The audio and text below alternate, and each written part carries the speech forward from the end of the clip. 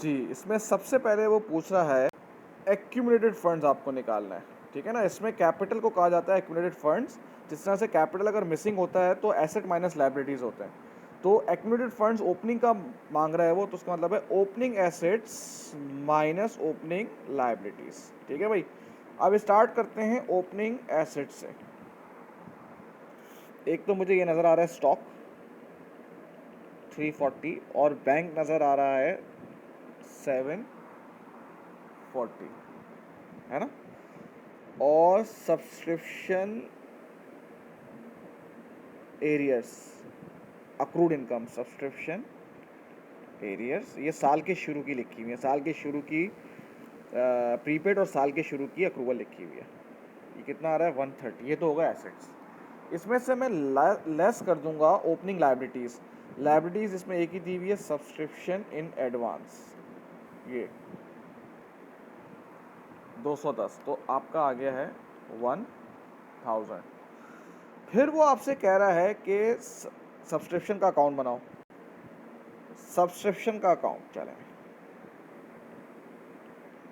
A P P A. सबसे पहली बात है, देखो ये जो लिखा हुआ है ना पेड इन एडवांस, ये प्रीपेड ब्रॉड डाउन है, साल के शुरू का है, इधर आ जाएगा 210। और ये अक्रूड ब्रॉड डाउन है 130। फिर उसने ये देखो रिसिप्ट, ये रिसिप्ट्स की हैं, तो ये जो तीनों रिसिप्ट्स की हैं ना 2007, 8, 9, तीनों रिसिप्ट्स ये सारी आ जाएंगी आपकी बैंक में, ठीक है ना? ये तीनों अगर आप प्लस करेंगे तो आ जाएगा 1710, ठीक है ना? रिसिप्ट सारी यहाँ पर आ जाती हैं। अब एक चीज़ देखो, जो ये हम अकाउंट बना रहे हैं 2008 तक का, ये इसने पेमेंट कर दी है 2009 तक की, ये अगले साल की प्री पेमेंट हो गई है, बराबर? तो ये हमारा प्री पेमेंट का क्लोजिंग बैलेंस है 90। इसके लिहाज से हमारा इनकम और एक्सपेंस में आएगा 1700, ठीक है भाई?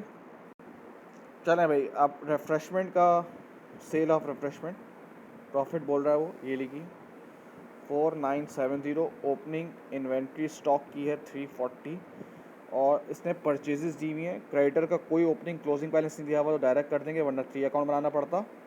क्लोजिंग इन्वेंट्री दी हुई है 290, तो ये हो जाएगा 3680 और ये आपका प्रॉफिट आ जाएगा 1290, क्योंकि कोई और आपको वो नहीं दिया हुआ, ठीक है? अब इनकम और एक्सपेंस अकाउंट बनाऊंगा। इनकम में एक तो प्रॉफिट आ गया मेरे पास रिफ्रेशमेंट का, जो मैंने अभी ये निकाला हुआ है, और एक सब्सक्रिप्शन जो है इनकम का वो आया है 1700, 2990, ठीक है भाई? अब हम एक्सपेंसेस चेक करते हैं भाई, देख लो भाई इसमें एक्सपेंसेस कौन से, एक तो रेंट और रेट्स है, इंश्योरेंस है, सनरा है 1400। और देखो किसी के भी आपको ओपनिंग और क्लोजिंग नहीं दिए हुए, तो टी अकाउंट बनाने की ज़रूरत नहीं है, ये 3000 हो जाएगा।